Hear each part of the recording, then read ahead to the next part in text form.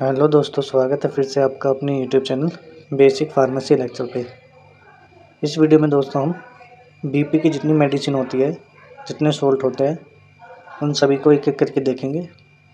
कौन सी मेडिसिन क्या काम करती है ये भी हम एक एक करके देखेंगे। तो सबसे पहले हम देखते हैं जो हमारा नॉर्मल बीपी होता है वो कितने से कितना होता है। तो ये हमारा 120 और 80 होता है हमारा नॉर्मल ब्लड प्रेशर। जब किसी का हाई हो जाता है तो 120 से बढ़ के या 80 से बढ़ के ज़्यादा हो जाता है। जैसे इसमें 140 और 90, तो ये हो जाता है जब पेशेंट का बढ़ जाता है 140 से 90, ये 150, 100 ऐसे भी हो सकता है, 160, 100 ऐसे भी हो सकता है। ठीक है। और दूसरा है हमारा, तो जब बीपी बढ़ जाता है तो उसको कहते हैं हम हाइपर टेंशन।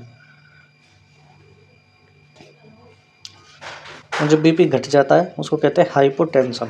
अब इसकी जब बीपी कम हो जाता है तो किसी का 90, 60 ऐसे हो जाता है। तो हाइपोटेंशन में जो बीपी है वो घट जाता है। ठीक है। जैसे इसमें नॉर्मल इसकी रेंज दे रखी है, जैसे 90 से 60 हो जाएगा, 90, 60 हो जाएगा, 80, 60 हो सकता है, 80, 70 हो सकता है। तो ऐसे करके मतलब जो हमारा नॉर्मल बीपी है उससे वैल्यू घट जाएगी। तो हमने समझ लिया नॉर्मल बीपी की वैल्यू कितनी होती है। जो बीपी बढ़ जाता है यानी कि हाइपरटेंशन में बीपी की वैल्यू कहाँ तक जा सकती है। तीसरा हमारा हाइपोटेंशन में जब बीपी घटता है तो उसकी रेंज नॉर्मल रेंज से कम हो जाती है। चलिए अब हम देखते हैं सिम्टम्स क्या क्या देखने को मिलते हैं। तो डिजीनेस देखने को मिलती है पेशेंट में, फेंटिंग, वोमिटिंग, उल्टियाँ होना, फास्ट शैलो ब्रीथिंग, ठीक है ना, यानी कि धड़कन तेज हो जाना, वीकनेस, कमजोरी लगना, फीलिंग टायर्ड, थका थका सा महसूस करना। तो ये सभी सिम्टम्स पेशेंट को देखने को मिलते हैं। नेक्स्ट देखते हैं हम इसके कोज क्या क्या हो सकते हैं बीपी बढ़ने के। तो CNS डिसीज़ हो सकती है, यानी कि सेंट्रल नर्वस सिस्टम की कोई डिसीज़ पेशेंट को हो सकती है। ये एक कारण हो सकता है बीपी बढ़ने या घटने का।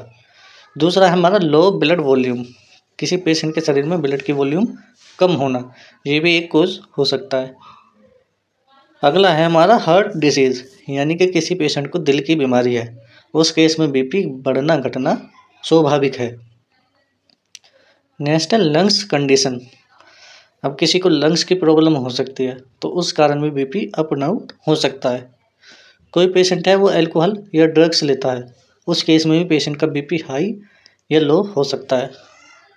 लास्ट है हमारा वेरियस बॉडी टेम्परेचर, ठीक है, जैसे किसी का भी बॉडी टेम्परेचर हाई हो रहा है, यानी कि ज़्यादा गर्म हो रहा है, किसी का कूल हो रहा है, तो उस केस में भी ये बीपी हाई लो हो जाता है। तो ये थे हमारे कोज और सिम्टम्स बीपी के। अब हम बात करते हैं जो हम टैबलेट यूज़ करते हैं, जो हम सोल्ट यूज़ करते हैं बीपी बढ़ जाने पे। हाइपरटेंशन की बात कर रहे हैं यहाँ पे हम। जिस केस में बीपी बढ़ जाता है उस केस में कौन कौन सी मेडिसिन, कौन से सोल्ट पेशेंट को दिए जाते हैं। और ये सोल्ट बिना डॉक्टर की एडवाइस के आपको बिल्कुल नहीं लेने। मैं अपनी हर वीडियो में आपको बताता हूँ कि कोई भी मेडिसिन बिना डॉक्टर की देख रेख के बिना ना ले। ठीक है। क्योंकि वो कितना है, आपको मान लो बीपी है, कितना है, किस वजह से है, किस कारण से है, कब से है, तो ये सभी कारण डॉक्टर जान के आपको बीपी की मेडिसिन रिकमेंड करता है। तो इसलिए पहले डॉक्टर के पास जाए, उन्हें पूरा कारण बताए, बीपी चेक करवाएं या जो भी आपको प्रॉब्लम है वो डॉक्टर को बताएं, तभी उसी के हिसाब से डॉक्टर आपको मेडिसिन देते हैं। हम इस वीडियो में जो फार्मेसी के स्टूडेंट हैं या जो मेडिकल के स्टूडेंट हैं, नर्सिंग स्टूडेंट हैं, उनके लिए हम वीडियो बनाते हैं, ना कि आपको दवाई डायरेक्ट लेने के लिए हम वीडियो में बोलते हैं। नहीं, हम बिल्कुल ऐसा नहीं बोलते। हम ये बोलते हैं डॉक्टर की सलाह के बिना कोई मेडिसिन ना लें। ठीक है। तो चलो अब हम देखते हैं जब हमारा बीपी बढ़ जाता है तो उसमें जो सोल्ट यूज़ करते हैं वो है हमारा एम्लोडिपिन। ये एक सोल्ट है और इस सोल्ट में बहुत सारी मेडिसिन उपलब्ध है। तो हम सभी जो हमारे कॉमन और ब्रांडेड मेडिसिन यूज़ होती है उनके हम नाम जान लेते हैं। तो हमारा एम्लोवास 5 आता है, जो कि है मैक्लोइड कंपनी की। मैक्लोइड कंपनी द्वारा ये एम्लोवास 5 बनाई जाती है। इसमें सोल्ट एम्लोडिपिन पाया जाता है। नेक्स्ट टैबलेट की बात करें तो ये आती है हमारा एम्लोपिन 5। एम्लोफिन 5, इसमें भी एम्लोडिपिन सोल्ट पाया जाता है और ये यूएसवी कंपनी द्वारा बनाई जाती है। नेक्स्ट कंपनी की बात करें तो ये आती है एम्लोगार्ड 5 mg, इसमें भी एम्लोडिपिन सोल्ट पाया जाता है और ये फाइजर कंपनी द्वारा बनाई जाती है। ठीक है, नेक्स्ट है हमारा एमलोंग। एमलोंग कंपनी है, एमलोंग टैबलेट का नाम है, इसमें भी एम्लोडिपिन सोल्ट पाया जाता है और इसे माइक्रो कंपनी द्वारा बनाई जाती है। नेक्स्ट है हमारा एम्लोकाइंड 5। एम्लोकाइंड 5 ये मैनकाइंड कंपनी द्वारा बनाया जाता है और इसमें भी सोल्ट एम्लोडिपिन पाया जाता है। नेक्स्ट है हमारा एमकार्ड 5, इसमें भी सोल्ट एम्लोडिपिन पाया जाता है और ये सिस्टोपिक कंपनी द्वारा बनाई जाती है। नेक्स्ट है हमारा एमली 5, इसमें भी एम्लोडिपिन पाया जाता है और ये सिप्ला कंपनी द्वारा बनाई जाती है। तो ये है हमारा सोल्ट जो हाई ब्लड प्रेशर में पेशेंट को दिया जाता है। ये अलग अलग ब्रांड के हैं लेकिन सोल्ट एम्लोडिपिन पाया जाएगा। चलिए अब देखते हैं हम नेक्स्ट सोल्ट जो हाई ब्लड प्रेशर में पेशेंट को दिया जाता है। जो हमारा नेक्स्ट सोल्ट है उसका नाम है रेमीप्रिल। रेमीप्रिल सोल्ट है।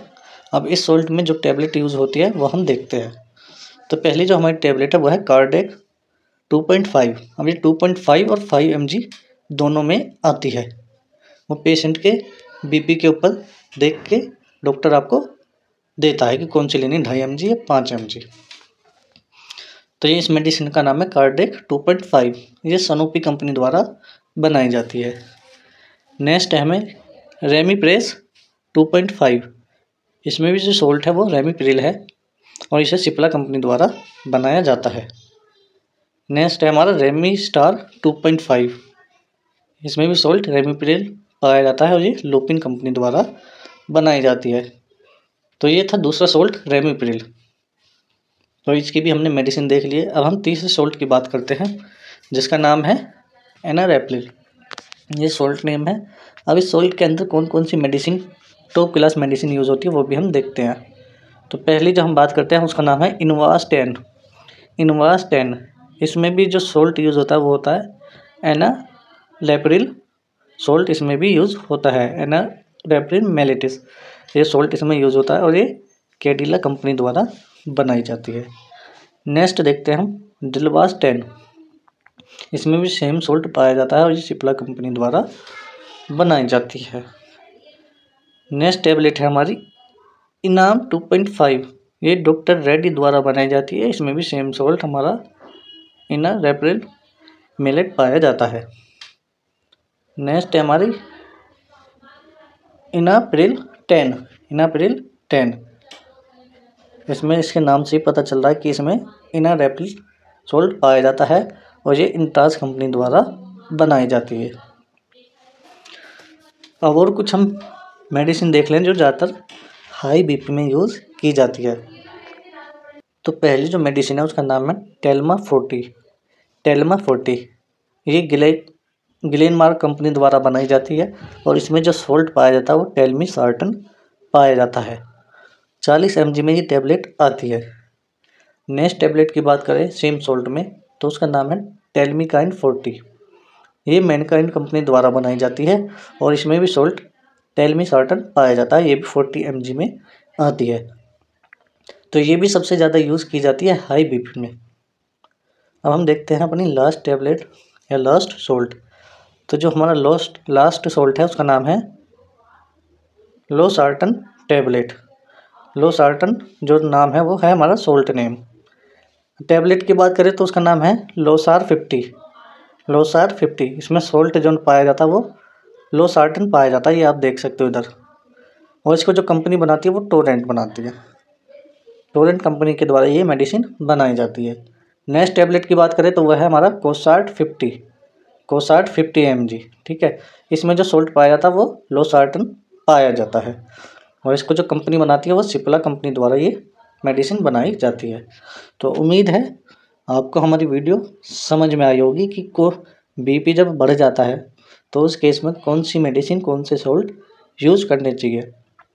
अगर हमारा बीपी घटता है तो उस केस में पेशेंट को ORS, साथ ही साथ ORS दिया जाता है। अगर उससे आराम ना लगे तो पेशेंट को NS की 500 mg की बोतल चढ़ाई जाती है। ठीक है, तो उम्मीद है वीडियो आपको अच्छी लगी होगी। ऐसी ही वीडियो देखने के लिए हमारे चैनल को सब्सक्राइब करें, शेयर करें और ज़्यादा से ज़्यादा हमारी वीडियो को लाइक करें। चलिए मिलते हैं हम अपने नेक्स्ट वीडियो में नेक्स्ट टॉपिक के साथ। लेकिन हाँ, आप बिना डॉक्टर की एडवाइस के ये मेडिसिन ना लें। चलिए, तब तक के लिए बाय, टेक केयर।